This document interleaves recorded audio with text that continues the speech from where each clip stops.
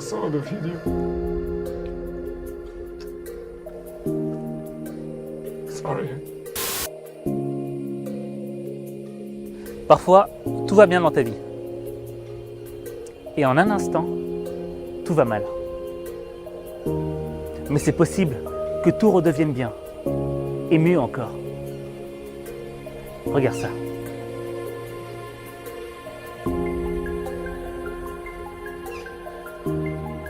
Dans la vie, on doit tous faire face à des choses qu'on n'avait pas vu venir. Merde.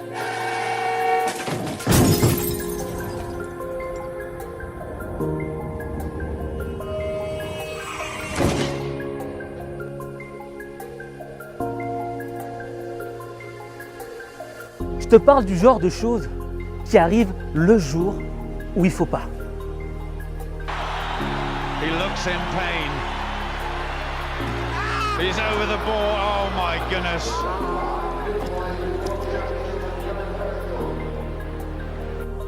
Et c'est difficile de rester motivé quand tu es victime d'une chose que tu n'as pas choisie, alors que tu as fait tous les sacrifices.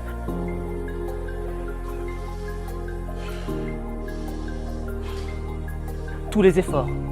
Tu as été irréprochable. Tu as suivi toutes les règles de l'art. Mais le jour J, le jour qui est censé changer ta vie, il t'arrive un truc que tu n'avais pas prévu et que tu n'aurais jamais pu prévoir et qui t'empêche d'avancer.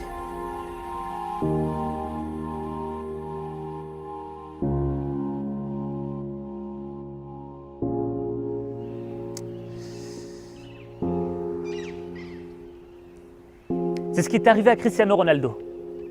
Cristiano, c'est un champion sur pattes, une machine de guerre.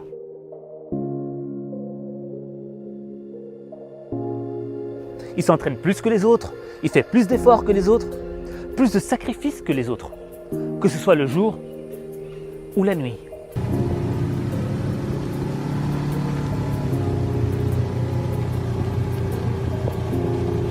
Pour lui, chaque instant est une opportunité pour devenir meilleur. Parce qu'il a envie de gagner. C'est le prototype du vainqueur.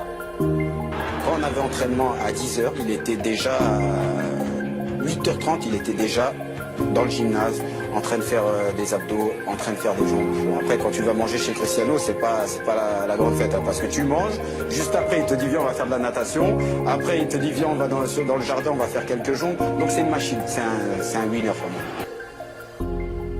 Mais il y a un jour, le jour où va lui arriver un truc qu'il fallait pas.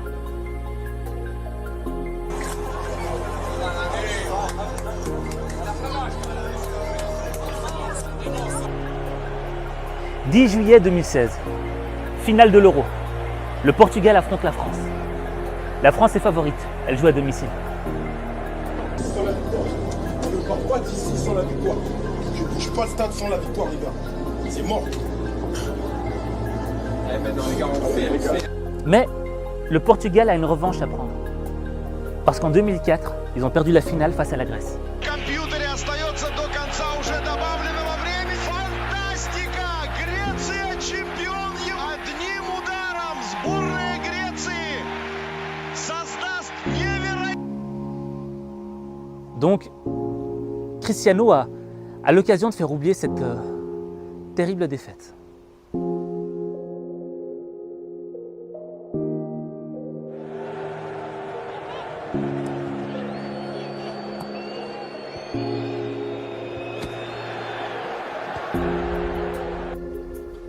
Mais à la 7e minute, Dimitri Payet lui fonce dessus et le blesse.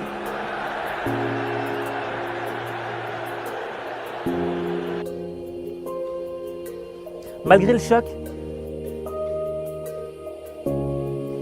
Cristiano se relève. Il tente le coup.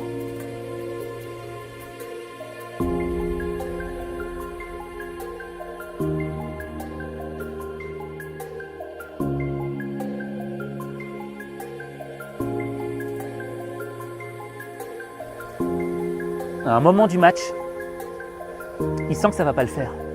Il sent la gêne.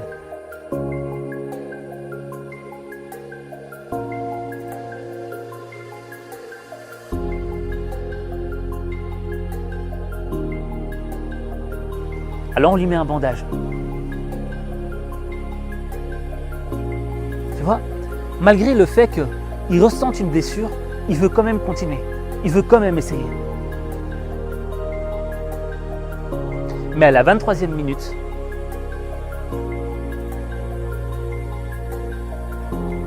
c'est mort.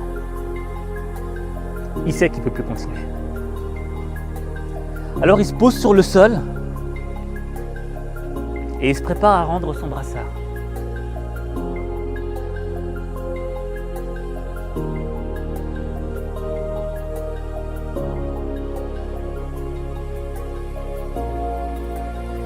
Et au moment où il s'apprête à donner son brassard,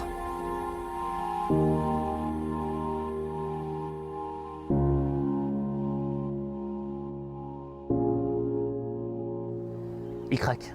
Il ne peut plus contenir ses larmes.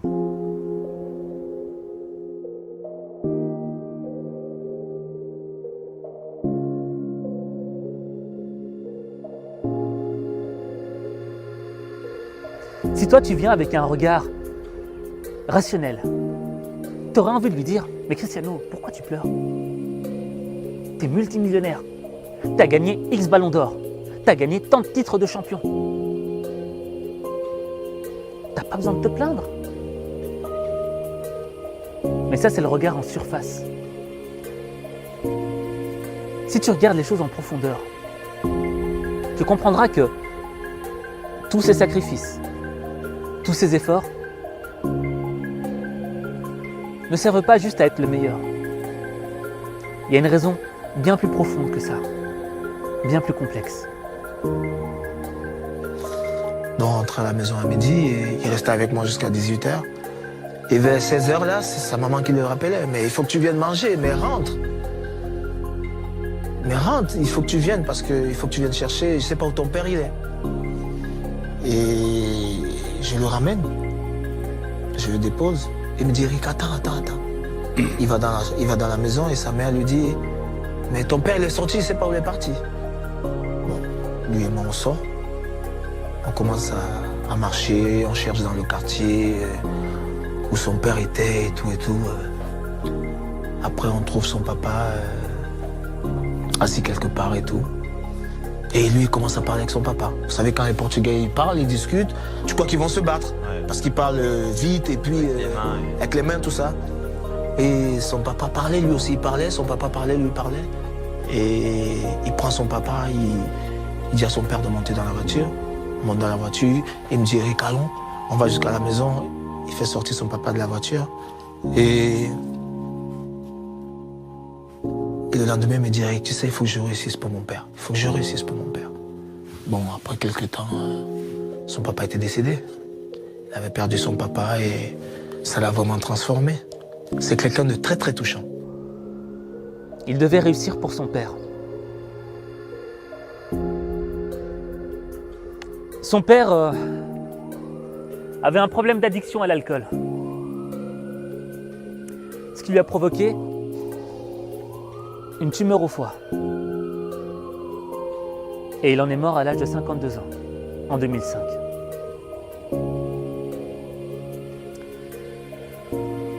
« 2005, juste un an après la défaite en finale. Et c'est un élément très important. Parce que, malgré le fait que son papa soit décédé, Cristiano avait quelque chose à lui prouver. Il devait lui prouver que c'est pas parce qu'il y a eu une défaite qu'on ne peut pas plus tard remporter une victoire. Tout comme c'est pas parce que tu es alcoolique ou que tu as sombré dans un truc qui t'a mis plus bas que terre que tu peux pas t'en sortir. Si tu fais les efforts, tu peux te relever. Sorry. What's the sadness for you? to be the number one, and they don't see nothing. They don't see to receive awards, to see what I. He never saw how great you No. became. All Right. my family see, my mom, my brothers, even my old son, but my father, they didn't see that. Malgré que son père était peut-être alcoolique et qu'il faisait des choses qui n'étaient pas bien, il continuait à l'aimer. Malgré que son père soit mort, il continuait à honorer sa mémoire en travaillant tous les jours, en se sacrifiant tous les jours pour devenir le meilleur, pour prouver qu'on peut devenir une meilleure personne et qu'on peut s'en sortir. C'est ce qu'on appelle l'amour véritable. C'est l'amour qui l'a guidé à devenir le meilleur. Et cette finale, c'était l'occasion de reprendre une revanche sur la vie. Mais là, tout semblait terminé pour Cristiano.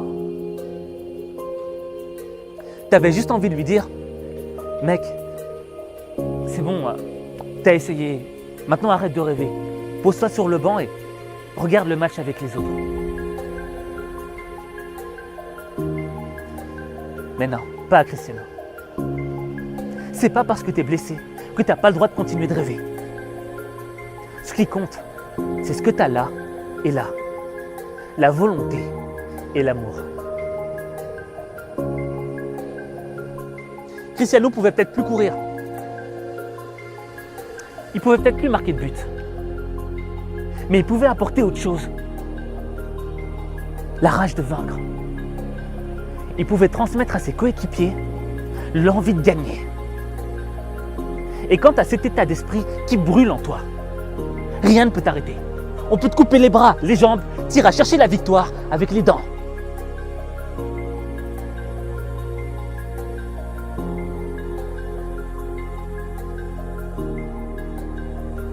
Ce qui compte, c'est la raison profonde pour laquelle tu fais les choses.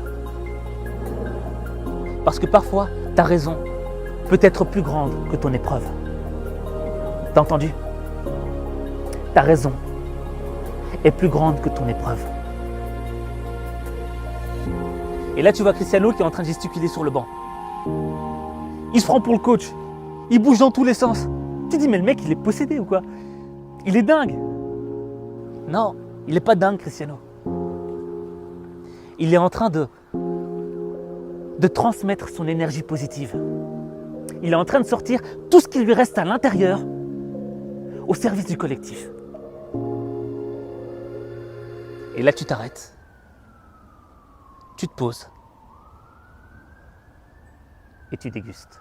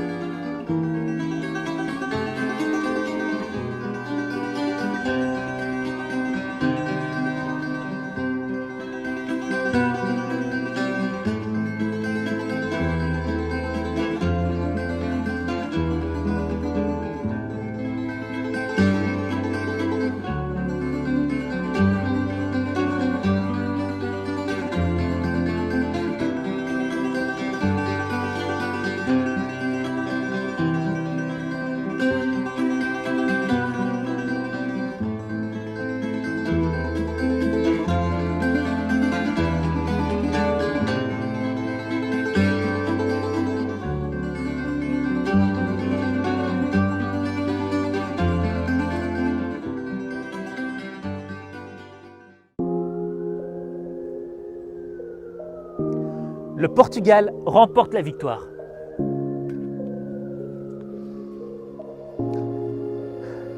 Pour la petite histoire, Eder, le buteur, dira que s'il a marqué, c'est en partie grâce à Cristiano. Parce qu'il l'a motivé à gagner cette partie.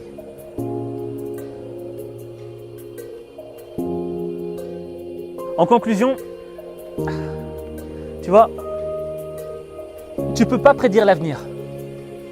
Peut-être que dans la minute qui arrive là, il va t'arriver un truc que tu n'avais pas prévu. Peut-être que le jour J, le jour qui est censé changer ta vie, il va t'arriver un truc que tu voulais pas. Mais c'est pas grave. Ce qui compte, c'est que tu gardes espoir. Ce qui compte, c'est que tu saches pourquoi tu fais ce que tu fais. Et quand tu comprends la raison profonde de ce que tu fais, c'est une arme qui te permet d'avancer malgré les épreuves.